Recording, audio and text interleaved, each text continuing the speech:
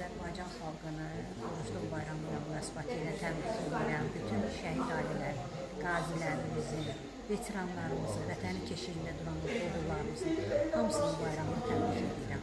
Dəyərli insanlar, buradan vitse-prezidentimizin, ölkəmizin başçısını İlham Əliyevi, onun xanımını, onun ailəsini, hamısının bayramını təbrik edirəm. Hacı Yusuf. Bayramımız mübarək. Allah gələn il Ramazana qədər bütün ki, necə insanları sığorta edən həyatını, malını, mülkünü hər bir üzərində edirəm ki, Allahın nəzərində olasın, o sığortada siz də olasın inşallah.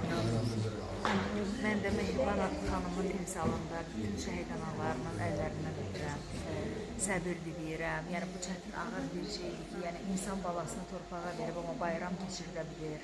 Əslində bu böyük bir mənəvi, güclü bir xanım deməkdir. Mən sizin qarşınızda baş əyirəm, bütün şəhid analarımızın qarşısında baş əyirəm və itki psixologiyasında belə bir şey var ki, ən ağır övlad itkisidir. Yəni övladını itirmiş bir insan, bir qadın və bu bizim ülkələrində də bu gücü qoruyub saxlayan, yəni mən bu gün Mehriban xanımla bir arada olmaqdan bir fəxr edirəm və onun timsalında bütün şəhid analarımızın əllərindən öpürəm. Sultan qardaşımızın da timsalında bütün şəhidlərimizin qolunu şad olsun, qazilərimiz Allah can sağlığı versin və Allah hərbçilərimizə Azərbaycan xalqının bayramını mübarək etsin.